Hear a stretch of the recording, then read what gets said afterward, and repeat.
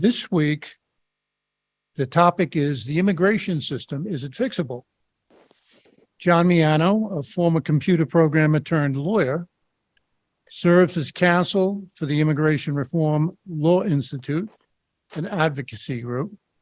He will review our troubled immigration system, emphasizing its effects on employment and the immigration policy. In 2015, Mr. Miano and co-author Michelle Malkin published Sold Out, an expose focused on foreign workers displacing Americans. He's a frequent contributor of articles for the Center of Immigration Studies, another advocacy group. John Miano, please welcome. Come on up. Thank you. To begin with, I wanted to say I was asked to be nonpartisan, which is easy in this topic because we'll be going after both the Republican and Democrat organized crime families equally. Because bipartisanship is the code word for corruption in DC. Let's see.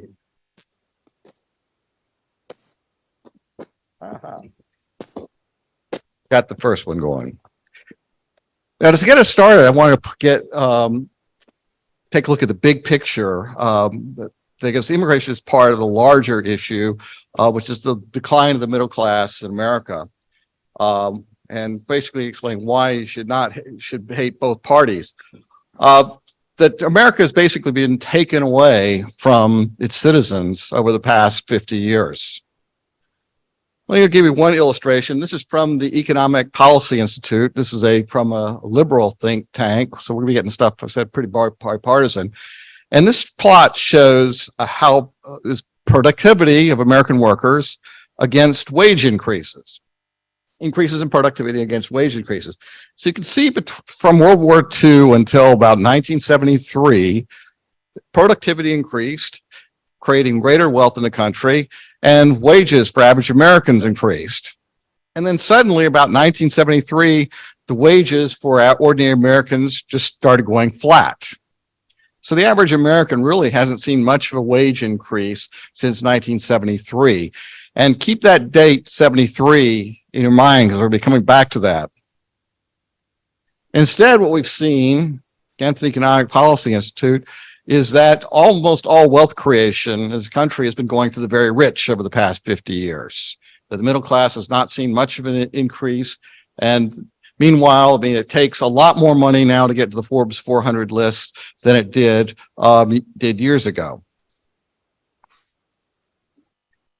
So I'll give you some of the factors, and this isn't a complete list of what's been going on that's really given the shaft to the middle class. One of them is the rise of the PAC, Political Action Committee. Back in the 70s, it was thought that we would diminish the effect of individual donors by emphasizing PACs collecting money, which then created these monsters with big sums of money, which gave the PAC greater control than the individuals. We've seen billionaire welfare. Back in the old days, sports teams used to build their own stadiums. Now the public builds them for the billionaires and then hands over the naming rights. I mentioned the littoral combat ship. Well, I have a somewhat naval interest. The Navy has been building these useless ships, LCS, which is known as the little crappy ships because they're so awful. And they're so bad the Navy is trying to get rid of them right now. Meanwhile, Congress is forcing the Navy to build more of them. At the same time, it's getting rid of the ones it has in order to keep the business afloat. Tax and securities law is a big issue. I mentioned that, I don't know if you remember during the 2016 political campaign, the candidate Trump promised tax reform, and the only provision that he called for was to have billionaire hedge fund managers pay income tax. And during Trump's term, the only major piece of legislation Paul Ryan was able to deliver was something they called a tax reform bill. And guess what? Billionaire hedge fund managers still don't pay income tax. We also have selective prosecution in crimes.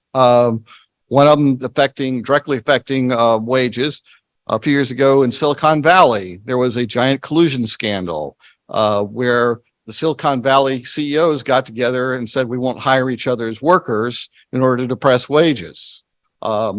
They were nailed dead to rights. They had emails. It was well documented. Not one person got indicted for this criminal activity. Waste, that our government throws away money. This one, you see this picture here of this comic book character. This is something I learned today. This is called Theranos, and he has this big metal glove apparently, and he snaps his fingers and it does magical things.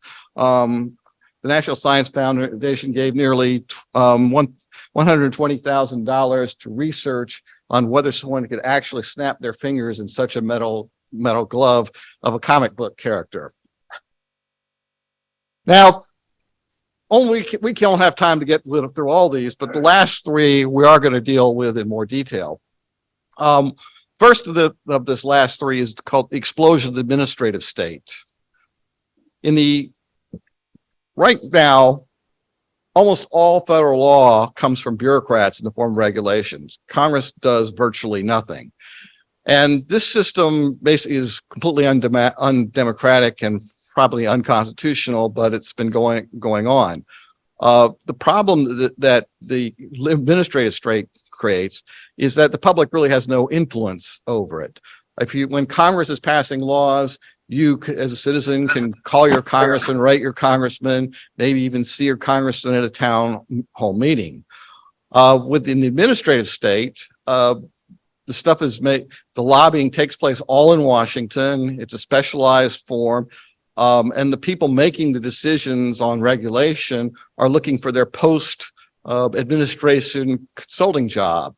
So the general public doesn't have anything to offer them. So the administrative state is just entirely in the hands of big money. Also, we have the lobbyist takeover of government. We'll get more into that as well. And back in the old days, lobbyists used to go to Congress and say, we'd like something to be in a bill. Now the lobbyists write the bills and tell Congress to pass them. And what has happened is the bills now have gotten very long, convoluted, and deliberately misleading. So I told you to remember that 1973 date. And so here we're going to talk about immigration as one of the factors used to undermine the middle class. This is from the Migration Policy Institute. This is a group that advocates higher levels of immigration.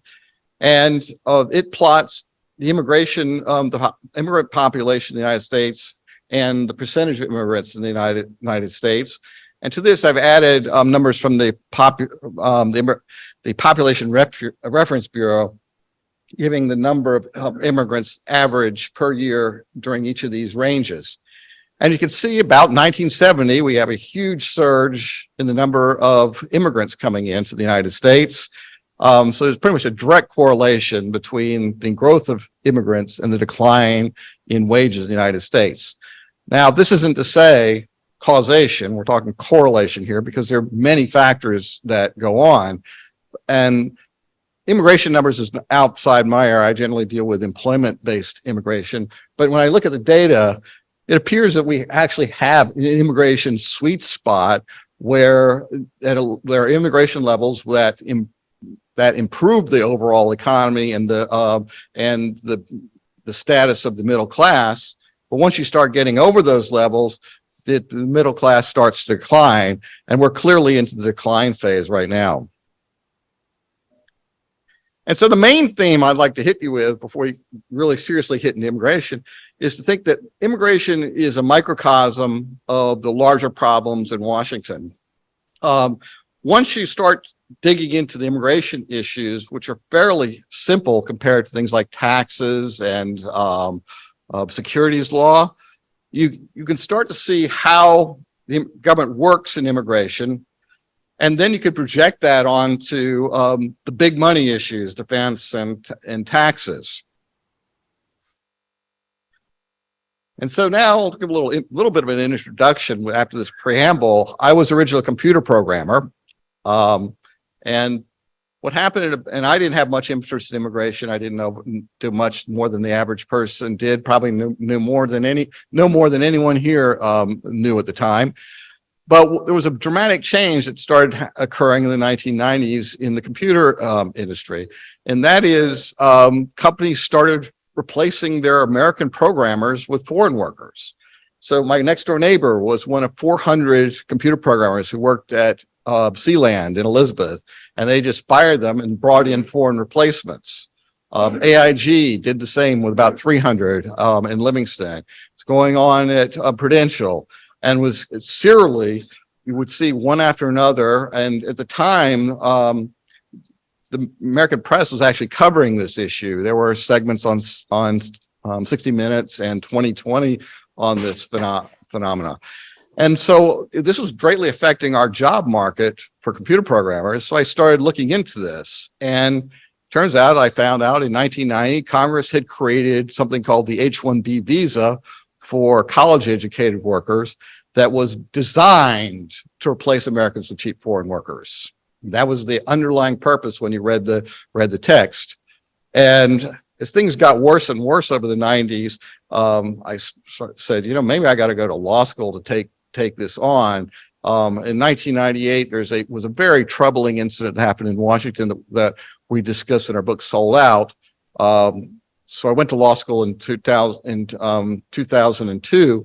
And when I left, I was consulting at Dun & Bradstreet. And as I left, they started replacing all their programmers with foreign workers. And I think most people believe, and they've been told, that employers have to show they can't find an American worker before they hire a foreign worker. This is completely untrue. It's a myth, but our American media keeps on repeating this myth. I said in 2015, Michelle Malkin and I wrote a book called Sold Out. There's a copy that you can thumb through in the back to see what it covers. But it talks about all these immigration programs generally related to employment that we really don't have time for, including how one person managed to use the H-1B program to import teenage sex slaves he bought in India. Now want to take a look at the general immigration system, the structure. The immigration system does only three things. So at the high level, it's very simple. Immigration law determines who can be in the United States, who can work in the United States, and who can become a citizen. So there's not a whole lot to it as far as the basics go. And we have understanding the immigration system of today, we have a clear starting point in 1952. In that year, after the war, there was a lot of migration taking place, and Congress decided that it needed to revamp the immigration system. So they embarked on what we would now call a comprehensive immigration reform. The Immigration Act of 1952 was the result of a lot of hearings, a lot of back and forth reports. And what Congress did is they threw out everything related to immigration and replaced it with the Act of 1952. So got rid of basically got rid of the old code and put in new code. The main criticism of the Immigration Act of 1952 was that it had quotas for admission based upon country of origin that were set to historical norms. So during the civil rights era in the mid-60s, it was determined that there was a feeling that these were racist quotas. And so the Immigration Act of 1965 came around, and that instituted a system of diversity in immigration, where every country got 7% of the visas. Now there's more, so you could get up to 7% of the visas. There are actually ways of getting around those limits, but that's the general allocation since 1965. One of the promises of the Immigration Act of 1965 was that there would be, that it wouldn't increase immigration numbers, but it didn't. The Immigration Act of 1965 is why we see this big spike of immigration numbers around 1973. In the mid 80s, next big one, it was perceived that we had a problem with illegal aliens. At the time, there were about 3.2 million people in the country illegally. And so it was believed that a way to get rid of this problem was to make it illegal to hire people who were unauthorized to work in the United States. Such people are in the law called unauthorized aliens. Prior to that, an unauthorized alien working in the United States could be punished, but not the employer. And so the grand bargain of the 1986 Act was that we would give an amnesty for the illegal aliens that were here and then increase enforcement. But the increased enforcement never came, the amnesty did, and then provided a huge incentive for more people to come. Now we have, by some estimates, between 11 and 30 million people in the country illegally. And the last on my list of major ones, there have been others that have occurred during this time, is the Immigration Act of 1990. The Immigration Act of 1990 is what totally screwed the immigration system up. This was where the Congress went wild with lobbyists and just created a wreck. This is where we created the H-1B visa designed to replace Americans with foreign workers. You might also hear of the diversity lottery and temporary protected status. They're sometimes in the news. These were created in 1990 as well. And this is a general organization, the immigration system, how you come into the United States. The largest component is non-immigrants, and this is the area I generally work with exclusively. I don't deal very much outside of non-immigrants. Non-immigrants are people that we expect are going to come to the United States and then go home. So this includes things like students, tourists, diplomats, and the guest workers. And about 10 million people a year come in on these visas. Then we have immigrants. Immigrant visas are for people who are planning to stay in the United States. These are primarily family-based. You sponsor your relative to come to the United States. There's also some employment and investment-based visas. This is a smaller component of the overall numbers. And then in 1990, we created something called the diversity lottery, in which we randomly hand out visas with no qualification other than you're from a country that has low levels of immigration, which I think most of us say this is completely nuts. But the diversity lottery has become a religion in Washington. I testified before a House Judiciary Committee on H-1B visas. The hearing was on H-1B visas. And the opening statement of every Republican was on why we needed to get rid of the diversity lottery. The opening statement in every Democrat was on why we need to keep the diversity lottery. And I was sitting there wondering if I was at the right hearing. And then we have another group is called the asylees and refugees. They're two separate groups and separate law, but I've kind of treat them as one. The main difference is that asylees come to the United States and say, and have to show that they are oppressed and they cannot return to home. Refugees are brought to the United States from country. The U.S. sets a quota every year and then brings people in, from places with war or natural disaster. The number has greatly increased. Under the Obama administration, there were about 25,000 a year. The Biden administration has requested 125,000, so about a five-fold increase for this year. And the last one is an oddball. It's called parole, which most people don't hear, but it's actually been in the news a fair amount recently. Talk about that. Parole is the legal fiction that a person has come into the United States but hasn't been admitted to the United States. And the parole system was created in 1952 is kind of a emergency measure for the president to allow people in the United States who otherwise wouldn't be allowed. So if you had a person from a country that where they were barred from entry, like there was some communist country or something like that, where they aren't allowed by law to come into the United States, the president on one individual basis could allow them to come in and have heart surgery and then go home. So that they would use the fiction that they didn't really come to the United States, they just were paroled and were sent back.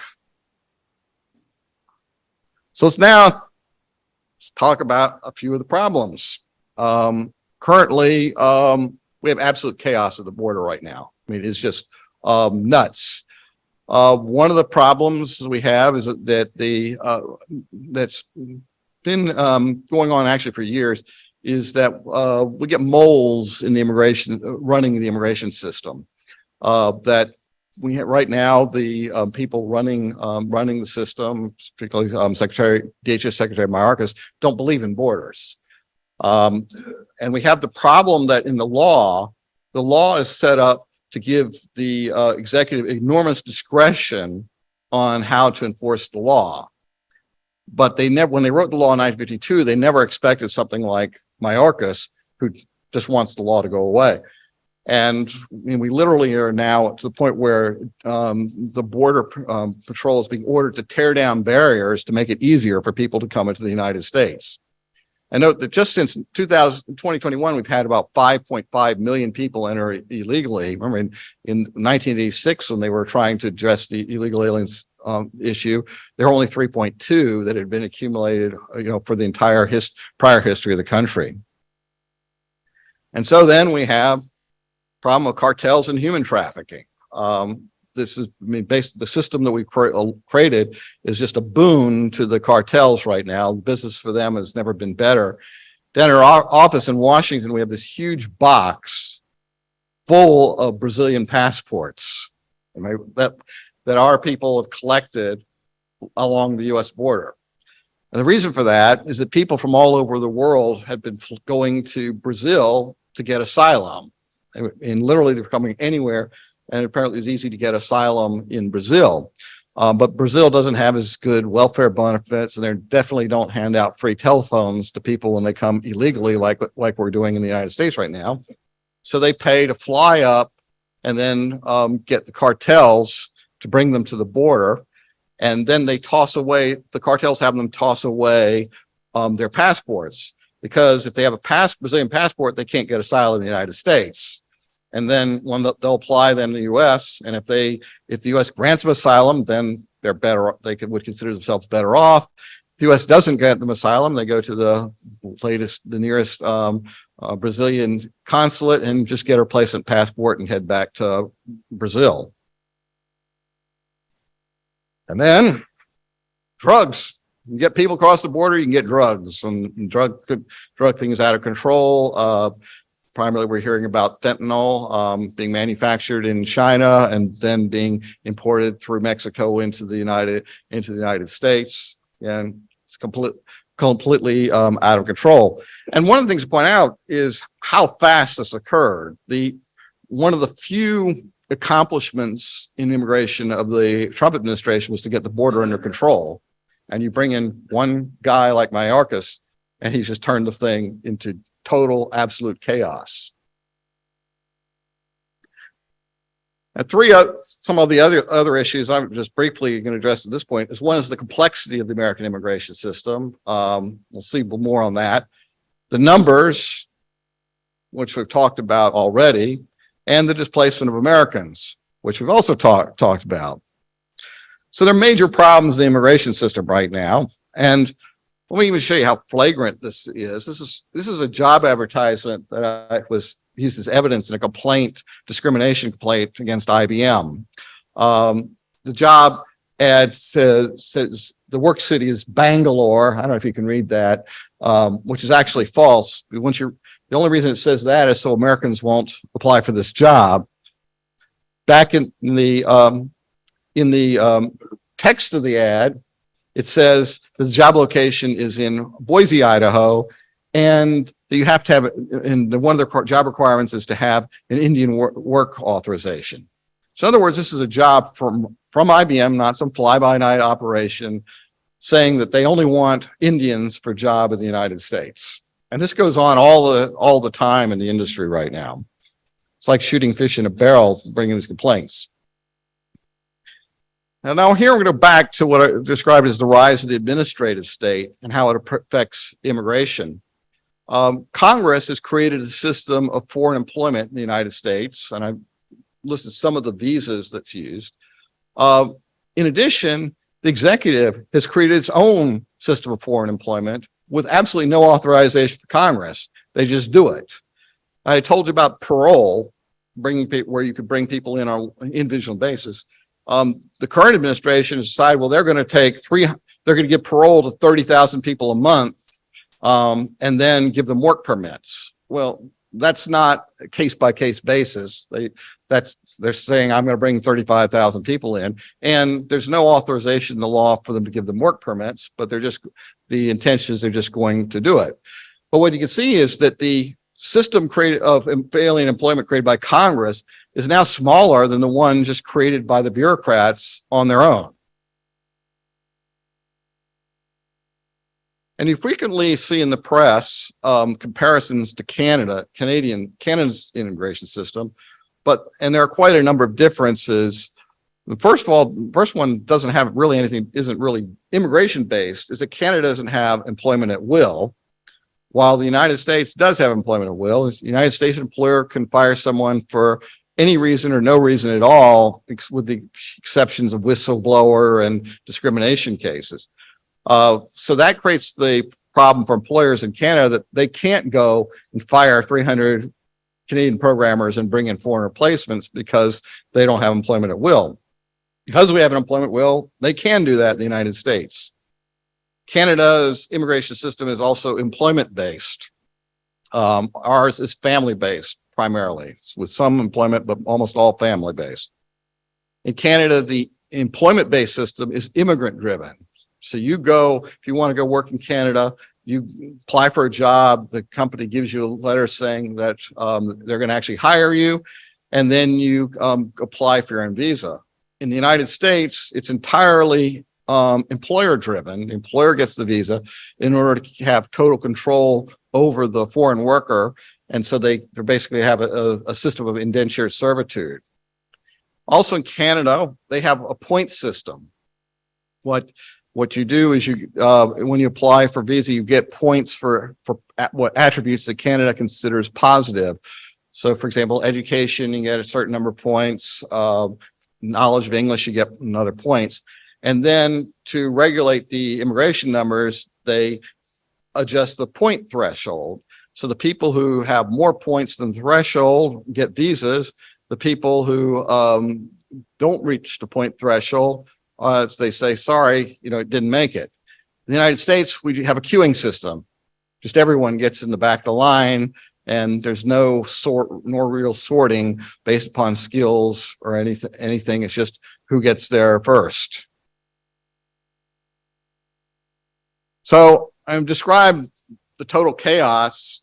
Now we get to the sad part of why there's no reform of the immigration system, and hasn't been for decades. The first issue I'll throw out is the fundamental paradox of immigration reform. And that is, the only people who can fix the system are the ones who screwed it up in the first place. And the sad reality is that every time Congress has attempted to fix the system, they've made it worse in the current environment of Congress. Another issue in this country is we have absolutely no consensus as a public on what the immigration should do. Said one person's bug is another person's feature. We talk about numbers. Some people say it's too much. Some people say it's too many. There's no consensus on what the immigration numbers or what the immigration should accomplish. We also have no consent. We don't really have a consensus on how people should come. I mean, should we have an employment-based system like business wants, or should we have a family-based system, which religious groups tend to want? And so there's no agreement on where to go with the immigration system. Number one, immigration lawyers. I told you that the Immigration Act of 1990 totally screwed the system up, and in doing so, created an explosion in jobs for immigration lawyers. And so now in immigration, we've created the same system we have in taxes, where we've created giant industries who exist solely because the system is screwed up. And these lobbies, all right, and they do have their own lobbies, work affirmatively to keep the system screwed up to protect their own jobs. And I also have is the absolutely useless American news media. If you follow an issue closely in the media, you see how bad our corporate controlled media is.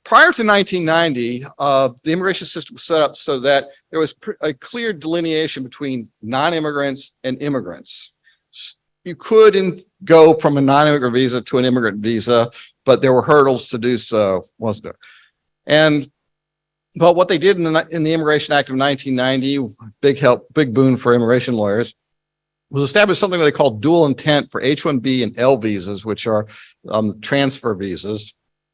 And that explicitly allowed you, if you're in one of these visa categories, you can then apply for a green card. And this had the effect of turning green cards into a public provided fringe benefit for employers.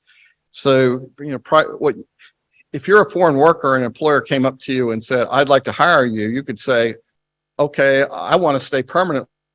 You bet I'm not coming unless you get me a green card. But this kind of gave them an in-between way, say, come and work with us for a little while, and then we might get you the green card. The problem that we have, or let's take some of these numbers, there were about 65, the quotas for the H-1B at the time were 65,000. So, and there were about 70,000 L visa holders together. So the total, and green cards count are for both dependents and the workers. So you had about 135,000 principal aliens, and when you had the dependents, you were getting about 270,000 workers. So question is, what happens when you have 144,000 green cards each year and you tell about 270,000 additional people to apply for those green cards and get in the queue? Would anyone have any predictions in our group? Makes sense. Out there? I thought you guys were going to be smarter than a congressman. You get a backlog.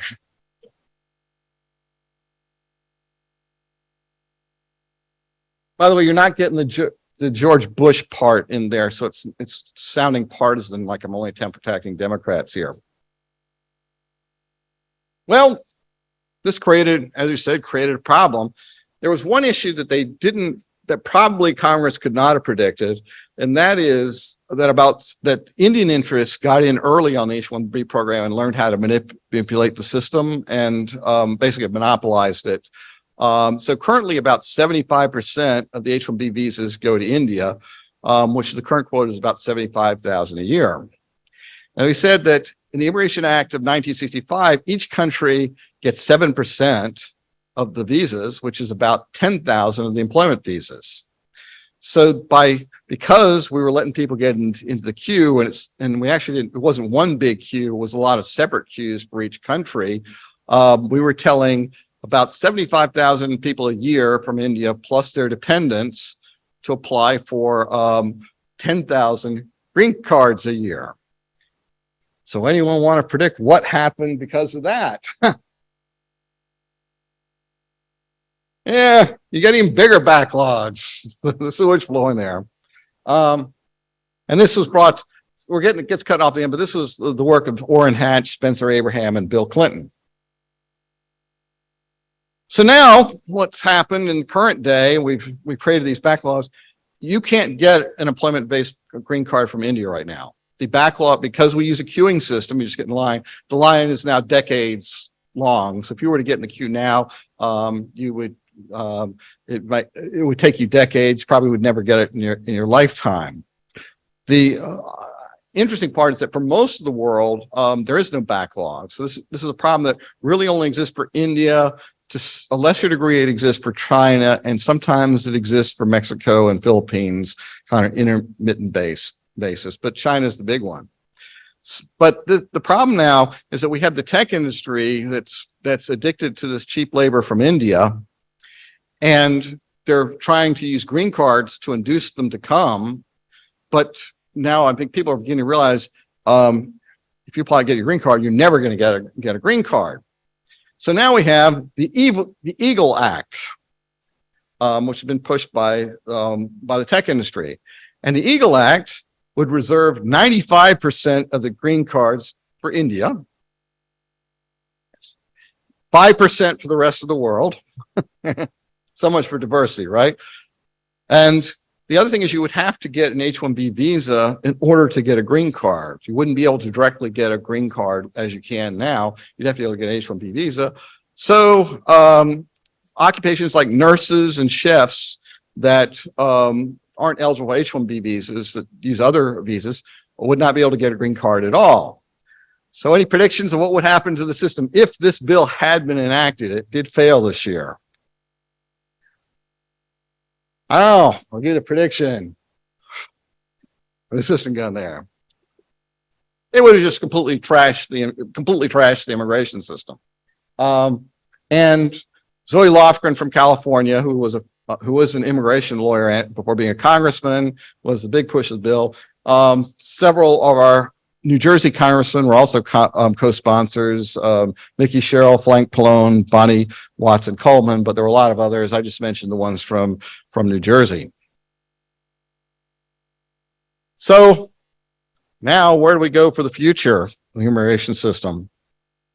I have to say that the future is pretty bleak unless we get some kind of campaign reform, finance reform. Some major changes in the structure. And by that, I mean campaign finance reform that isn't hijacked by John McCain. Real campaign finance reform where there's some limits on numbers and how often and who can give. I mean, it's kind of ridiculous that we have congressmen, even from this state, going to California to collect campaign funds. And so the only bright spot, there is one bright spot in this whole thing, situation, and that's the Supreme Court. The Supreme Court, with the new right-wing majority, as our media likes to call it, is cracking down on the administrative state. So we've had some big. There were big rulings this term, the previous term, and there's some even bigger cases that are in the pipeline right now, which may finally rein in this undemocratic institution. And you can hear our big business media screaming because it basically will strip power from them and hand it back to Congress and eventually the working people of America.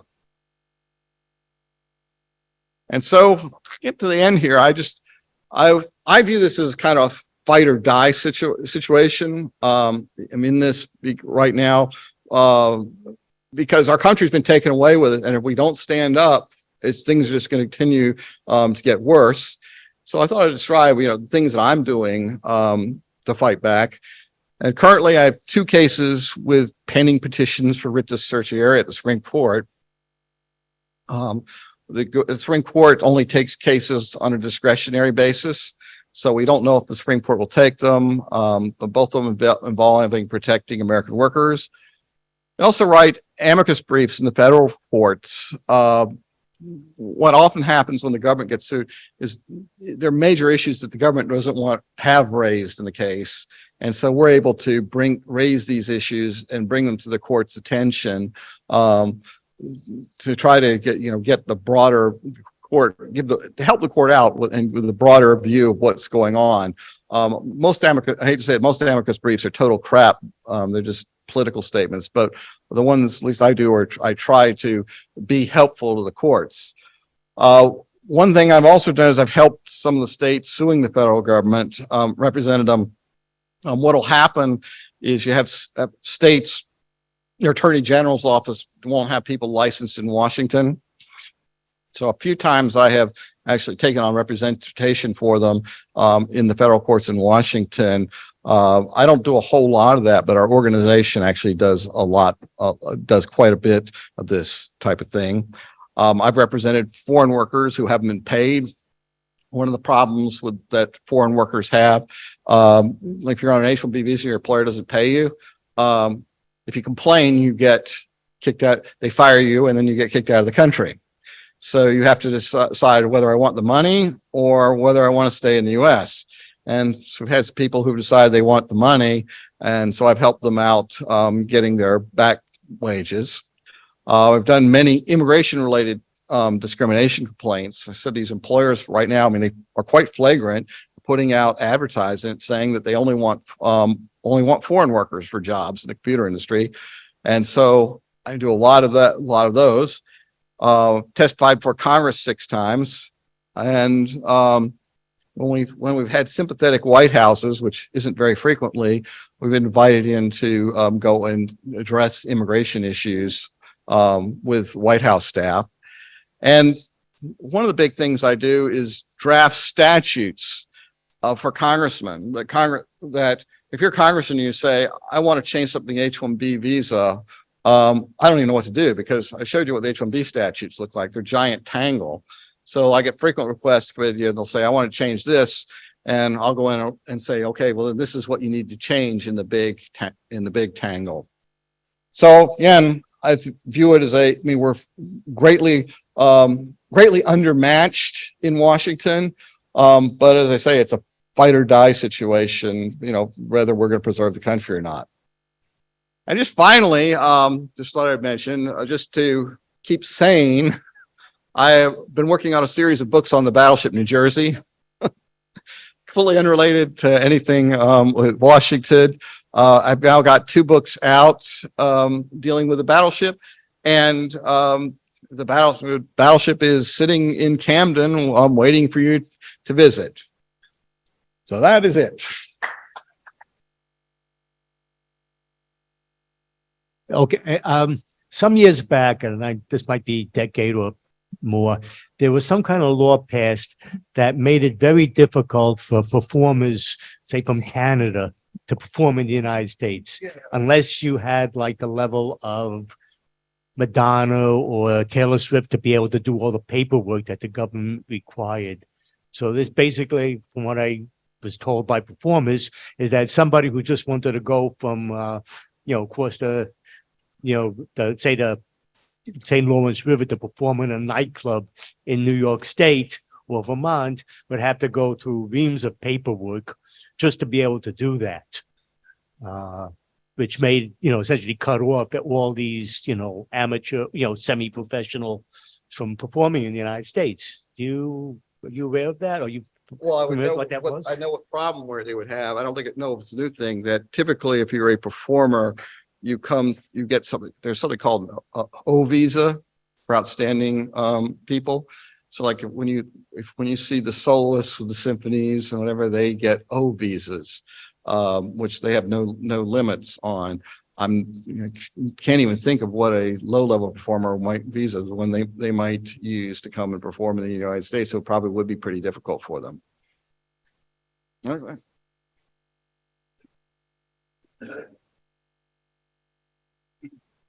Thank you. Okay, I'm Stuart Kurtz.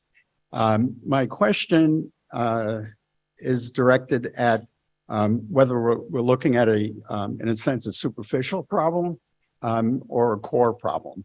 I completely agree that the immigration system is broken. It really needs to be fixed. But there was a book put out a few years ago, Pickney, who looked at inequality in workforces and especially in the United States. The inequality measure in the United States means, as you pointed out, is that the rich are getting much richer. The rest of America, middle class and lower class, is getting poorer and poorer. And you showed those. Is not the problem that we're facing this inequality, and that there needs to be the control of the corporations and wealthy who control these laws rather than just focusing on immigration? Well, obviously, yes. I mean, I'm hoping to show that this is a bigger problem than just immigration. I mean, the depression of wages, immigration is one of many factors that's going in there. And unfortunately, we seem to have developed in this country an entitlement system of people at the very top that they think that they're entitled to this wealth, that people One of the biggest factor you see with among the very rich is that they were born rich. I mean, Bill Gates didn't start out as a poor person. He got his bump because his mother was on the board of the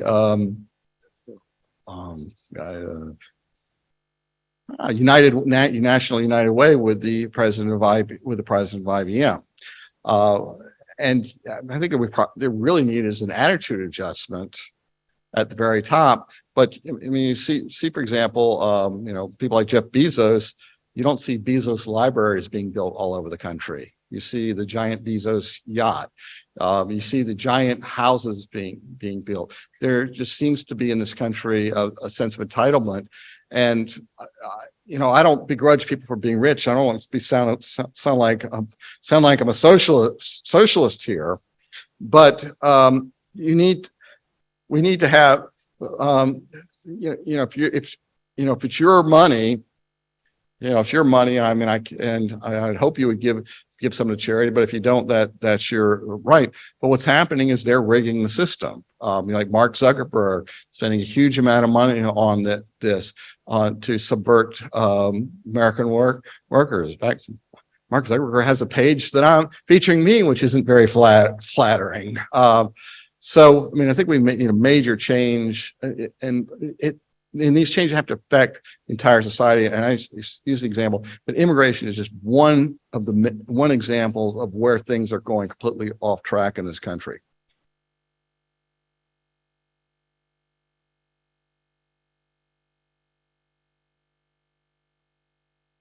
I'd like to start out by saying that for 3 years, I practiced immigration law. I practiced in New Jersey, and I called it, and my fellow immigration lawyers called it a retail practice. I represented individuals, but the great majority of people who did immigration law in New Jersey represented the pharmaceutical industries. My question is, what's your estimate of jobs by aliens, non-citizens, non-immigrants in technical areas and in labor, manual labor? I was speaking to somebody earlier before the meeting started, and I see immigrants bussing tables. I see them working construction. I see them working in New Jersey doing landscaping and gardening. So my question is, what's the split? I don't have any idea. I'm interested in your estimate. Well, if that's the question, first of all, we don't even know how many people are in this country, so we don't know. But for example, if you go and look at the jobs in the tech industry, we import more foreign engineers in the United States, and we create engineering jobs. We sometimes import more foreign programmers than we create programming jobs. So we don't even know where. And so it's unlikely that many of the quote foreign engineers and programmers are actually working as programmers. And I think what you're talking about is the great unknown. But one thing I'll drive down many times. I've driven down Essex Road and then driven down to the airport. And as I was going past Essex Road, I drive probably these foreign workers who are sitting there in the landscaping, and then doing hard work, these big rich houses. And then I get out on 78 and I see construction workers who are doing the same kind of rough work, who are union laborers, who are probably getting paid 10 times what they are. So basically the system is designed to be it's designed to be abusive to immigrants.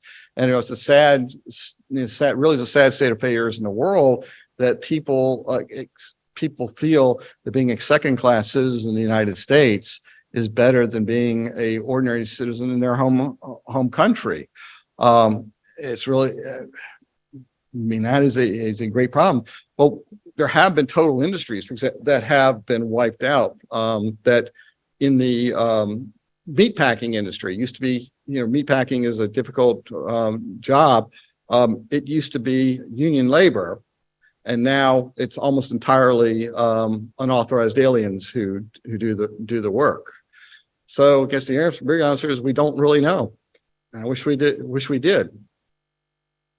Hence answer what the question in there. The what happens in the industry is they'll when they want to do these quote offshorings, is that the company will gather everyone into a room and say, you're being fired. They'll offer a severance package if you stay around for 3 months to train your foreign replacement. If you don't train your foreign replacement, you don't get your severance package, and you get fired with cause, so you don't get unemployment either. So we have the system. The system is quite screwed up, and it's quite cruel how this is happening. Okay, well, yeah, I want to thank you for giving us the history and the underlying problems with the immigration system. It really opened up my mind compared to what you hear in the news. You mentioned that they want to replace, major corporations want to replace jobs with foreign workers. There's sort of a self-fulfilling prophecy with this. I was attending a graduate course at Rutgers in the CPE department, which is computer engineering and software.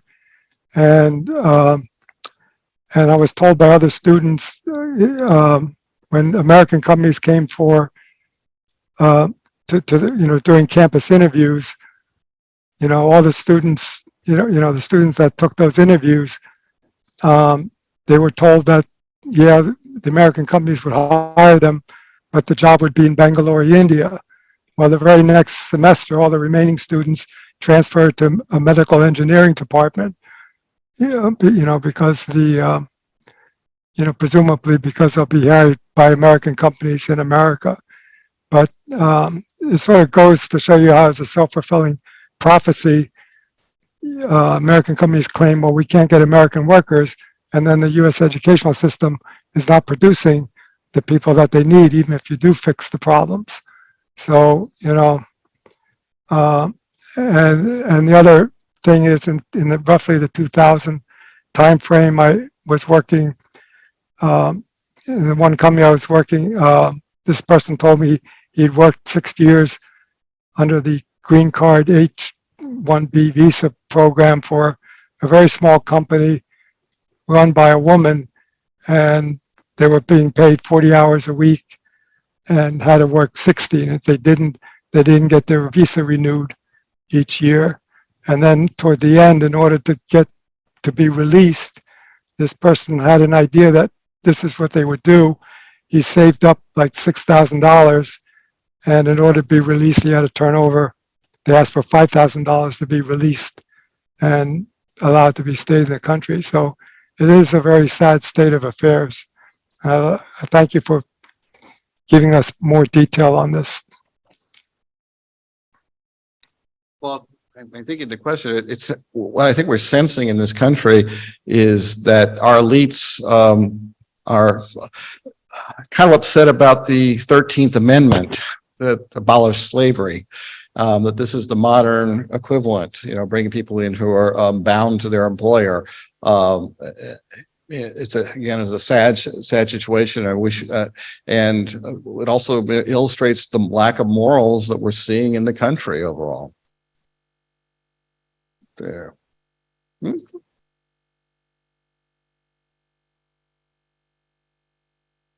My name is Jim Blinn. My question is, you talked about the situation where the regulatory agencies and the administration are making all the rules. So we needed to change that. And maybe the Supreme Court would do that. And that would keep the lobbyists from influencing those agencies. Now, all I see is that my question for you is, so, okay, the lobbyists can't influence those folks. Instead, what's to keep them from refocusing all their energy and money on the or 535 people in Congress to get them to do what they want.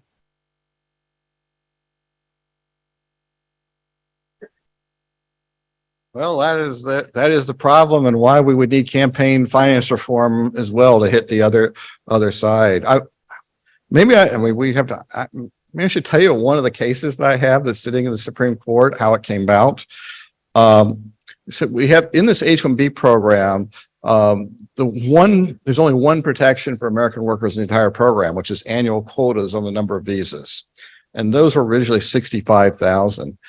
In 1998, industry lobbyists started hitting those quotas and was demanded that they be increased.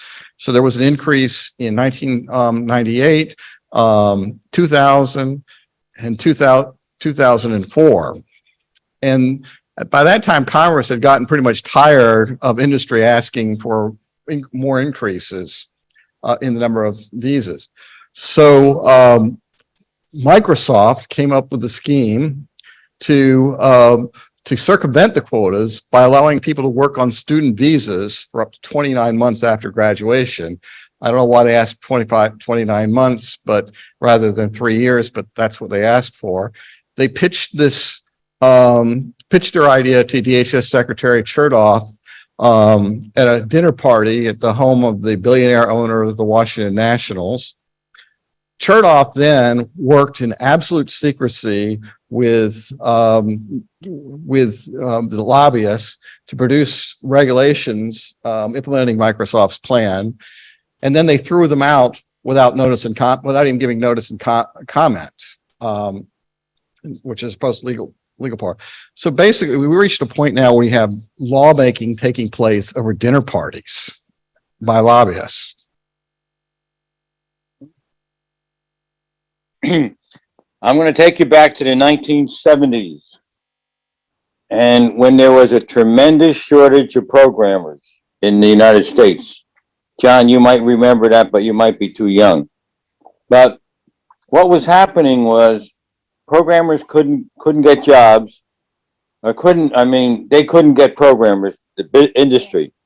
So they started, the programmers said, why aren't I getting more money since I'm in demand? So some smart guy started an employment agency, put computer programmers in companies. For 10 years, the programmers made out real well. They worked all kind of hours, made all kind of money. I know guys that did it. But then along came greed of business, and they said, we can do something about that. And they started to bring in the foreign programmers.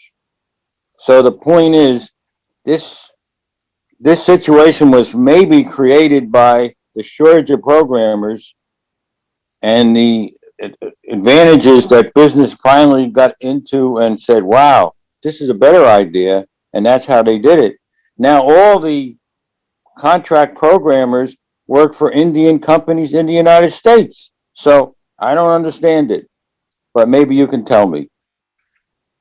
First of all, we're supposed to have a free market in the United States, so when there's, if we have a quote shortage of programmers, then you would expect the salaries to rise, then more people would enter the occupation, and then the salaries would level out in the free market.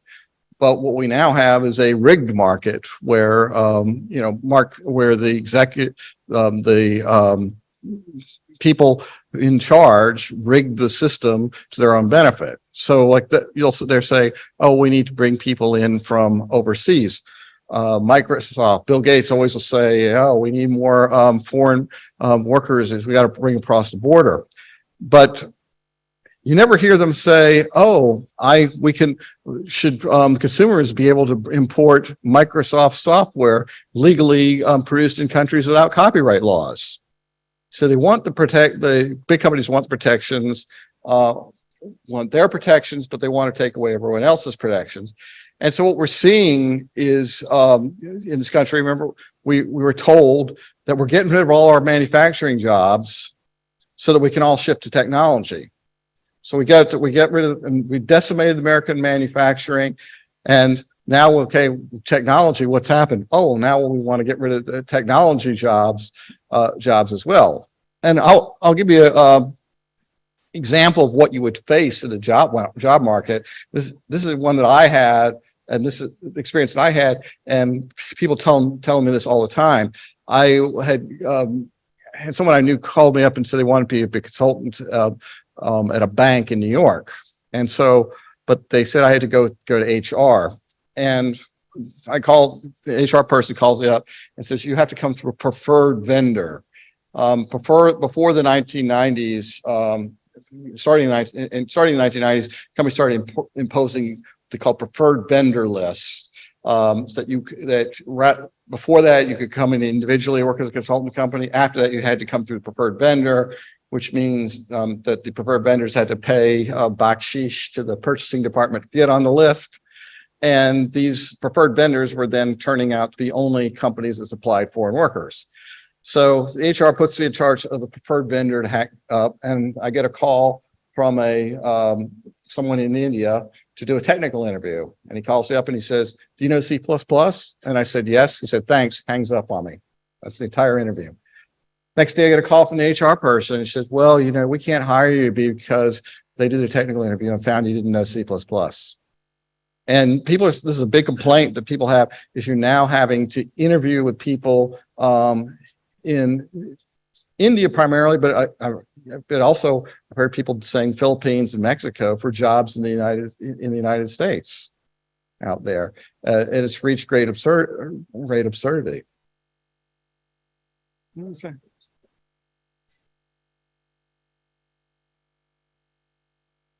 Jim Hewitt.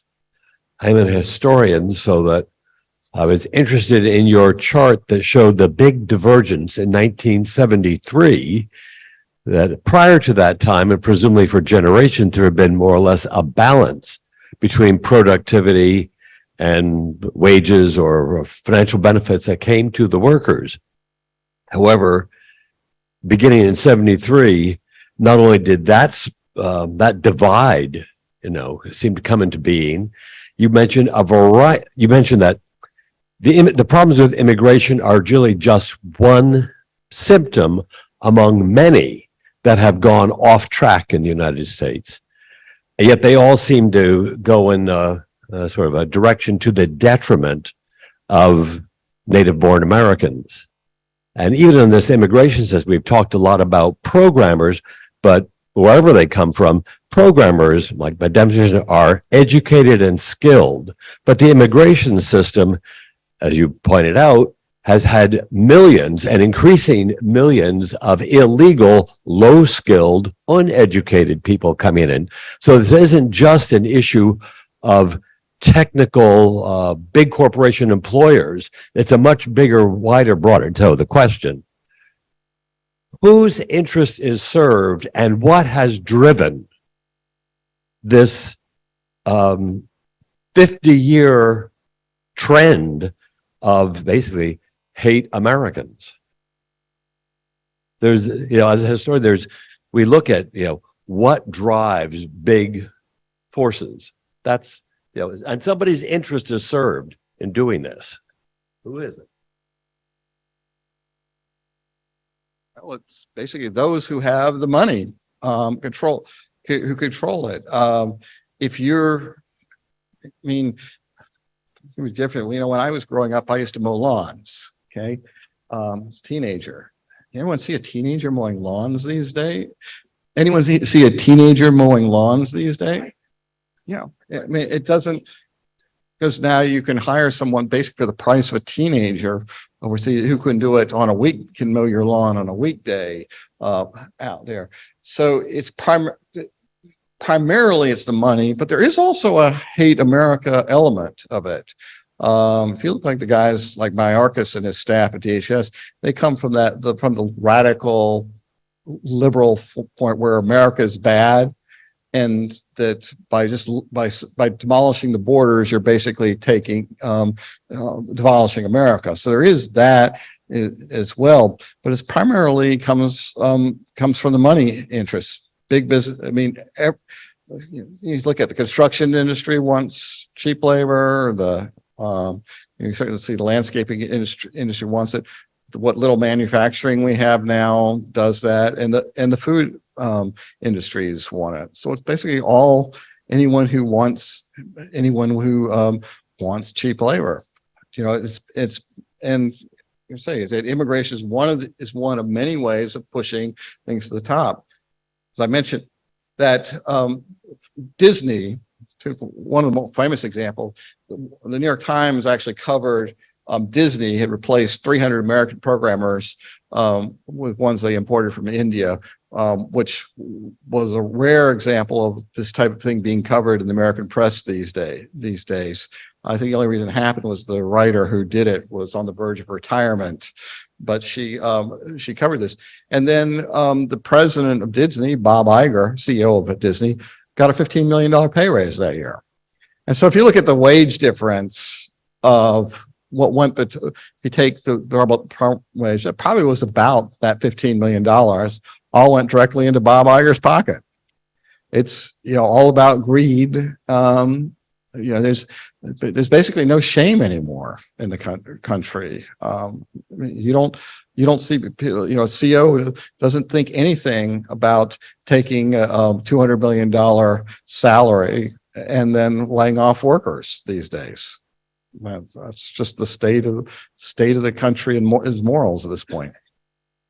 Thank you. Thing. This has been a very interesting discussion, and you've raised a number of issues, John, and we appreciate that very much. And we have two ways of thanking our speakers.